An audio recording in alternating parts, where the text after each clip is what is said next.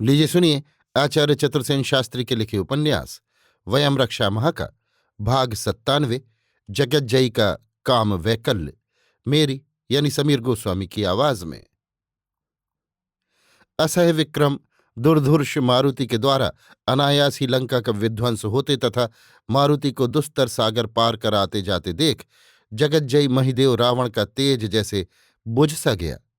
वो क्रोध और शोक से अभिभूत हो गया। कभी किसी चिंता को पास न फटकने देने वाले प्रबल प्रतापी रावण के मन में अकस्मात ही चोर बैठ गया। उसने यत्नपूर्वक लंका की सुरक्षा की व्यवस्था की, फिर भी वैकल्य से उसका मन भर गया। एक अज्ञात भीत ने उसे चंचल कर दिया।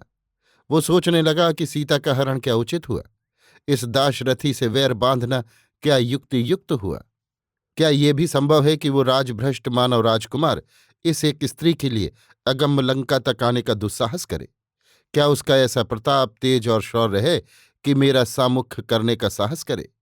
क्या उसे परिकर प्राप्त होगा, साधन मिलेंगे। पर उसने एकाकी ही जनस्थान के 14 सहस्त्र राक्षसों का वध कर डाला है और इस धृष्ट वानर ने एकाकी ही अगम्य लंका में आकर मेरे तेज प्रताप के सिर पर लात मार लंका में अग्निदाह किया है। ये सब तो अचिंत्य है, असंभाव्य है, परंतु जो हो, मैं इस शत्रु पत्नी को छोड़ूंगा नहीं। सीता की याद आते ही सीता की मूर्ति उसके मानस नेत्रों में आ उपस्थित हुई। उसने सोचा, आह, सीता के समान सुंदर स्त्री तो त्रिलोक में नहीं है। उस कमल नयनी चंद्रवदनी सीता को स्मरण करके ही मैं कामदग्ध हो रहा हूं, परंतु वो मेरी शैया पर आना ही नहीं चाहती। ऐसी स्त्री तो मैंने कोई देखी ही नहीं। मेरे वैभव का उसे तनिक भी मोह प्रलोभन नहीं, मेरे प्रताप से वो प्रभावित नहीं।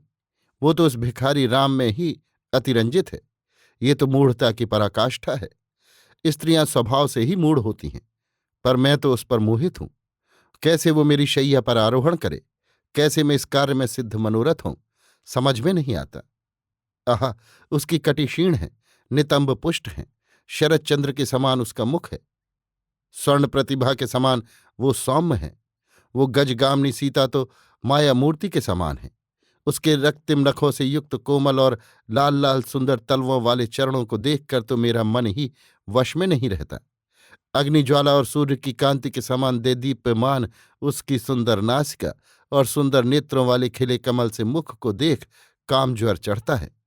ये काम ताप जो शोक और क्रोध में भी मुझे नहीं छोड़ता, शरीर को कांतिहीन और विकृत करके मन को संतापित करके मुझे जलाता जा रहा है। सो कैसे इस तप से मैं पार पाऊंगा।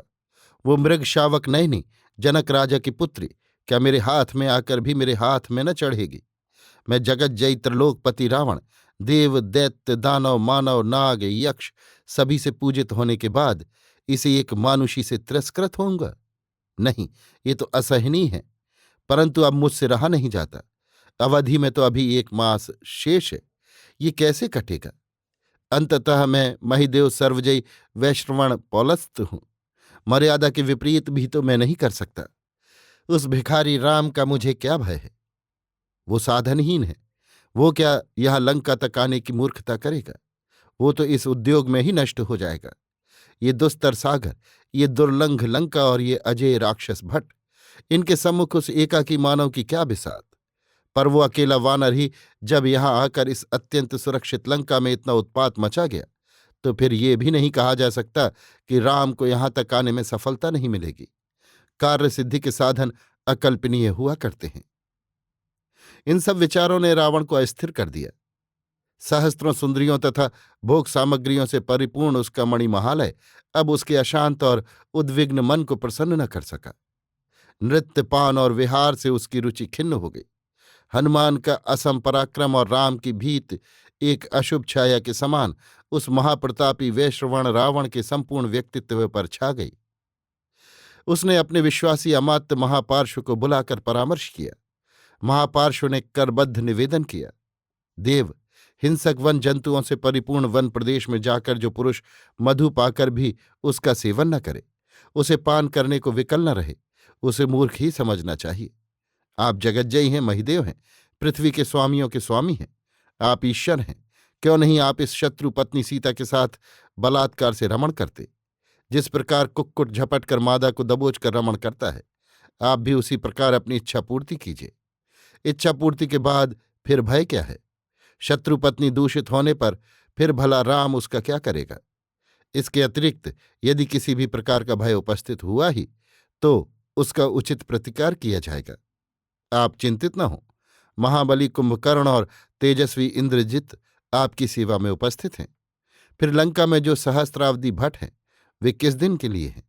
हम तो देवराट को भी कुछ नहीं समझते। यहां आपका शत्रु आया भी तो हम उसे देखते ही मार डालेंगे। आप निश्चिंत रहिए। मंत्री महापार्श्व के ऐसे अनुकूल वचन सुनकर रावण प्रसन्न तो हुआ, परंतु उसने कहा, मैं महिदेव हूं, जगज्जयी हूं, विश्व के दुर्लभ भोगों का अधिपति हूं। देव दैत्य दानव सभी ने अपनी कन्याएं मुझे सादर अर्पित की हैं। बहुत नाग दैत्य यक्ष सुंदरियों का मैंने हरण किया है। वे सब मेरी शैया पर आना अपना परम सौभाग्य मानती हैं। सभी मेरा अभिनंदन करती हैं। सभी का मैं स्वामी के समान उपभोग करता हूं। फिर क्या कारण है कि ये एक मानवीय स्त्री मेरा तिरस्कार करे? बलात्कार करने से सौंदर्य का रस क्या प्राप्त होगा?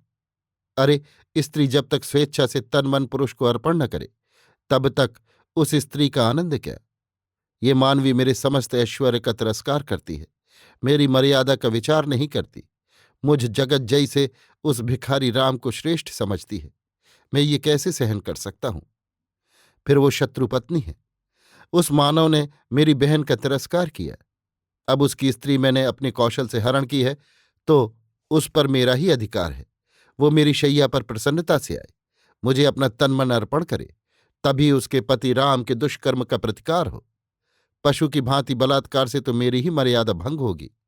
भला पृथ्वी की कोई स्त्री मुझे तुच्छ समझे और वो जीती रहे? ये संभव है? मेरी मर्यादा है। मैं सुकुल उत्पन्न वैश्रवण पौलस्त हूं, मुनि कुमार हूं, सप्तद्वीपाधिपति महिदेव हूं, जगज्जयी हूं।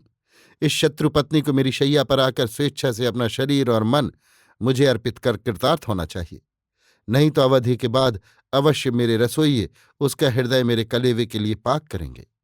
जाओ, उस मानवी को सूचित कर दो। अभी आप सुन रहे थे आचार्य चतुर्सेन शास्त्री के लिखे उपन्यास वयम रक्षामः का भाग 97, जगज्जयी का काम वैकल्य, मेरी यानी समीर गोस्वामी की आवाज में।